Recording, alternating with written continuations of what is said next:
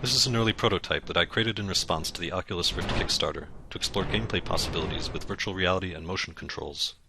It's rendered at the native resolution and FOV of the Rift, but does not yet have head tracking.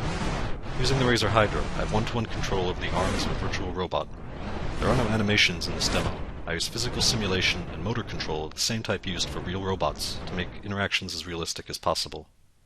This allows for very precise and intuitive manipulation of the environment, where you can use your hands much as you would in the real world. I'm using this technology to create a mecha anime-inspired multiplayer action game where you pilot a house-sized robot in close-quarters urban warfare.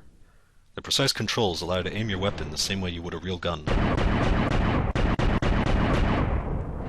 Of course, this is a bit harder than it looks.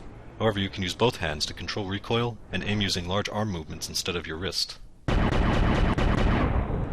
Hitting the target is still not easy, so weapons are quite deadly to make well-placed shots more rewarding. This also makes using the environment as cover very important, though if you expect to find yourself out in the open, you can bring your own. Shooting from the hip at this distance would be almost impossible, but your robot's targeting system can overlay a virtual laser sight when you squeeze the trigger part way. It'll do the same for any weapon you see pointed at you. You can use this to try to juke your opponent while taking pot shots and moving into a better position. Guns certainly dominate in open spaces, but city streets would be pretty tight for a large robot. So, in proper anime style, they also carry swords. If you can get in close, you'll have a big advantage.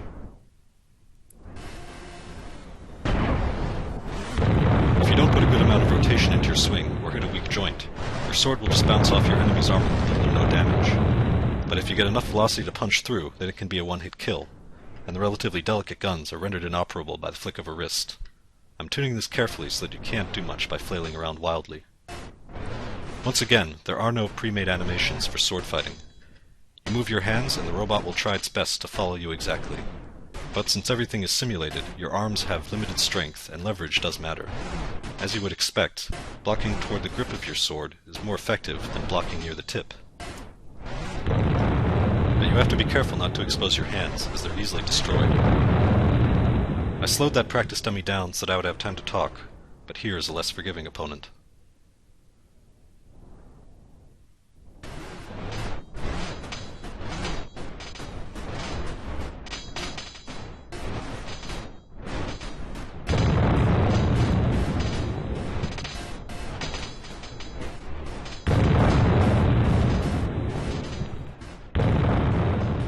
That feels pretty intense even on my 22-inch monitor.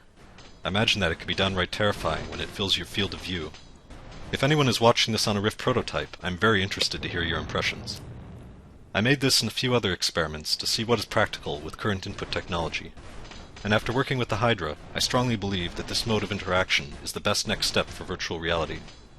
The prototype is made in Unity, but I'm currently building my own engine to make sure that I can deliver the most immersive experience possible, with good performance and a rock-solid physics simulation. Currently, it will target high-end PC hardware using DirectX 11.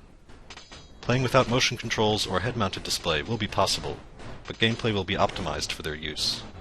More design details will be fleshed out when the Rift is made available in December, and I should have something good to show by then. Thank you for watching, and please post any questions or ideas you may have in the comments.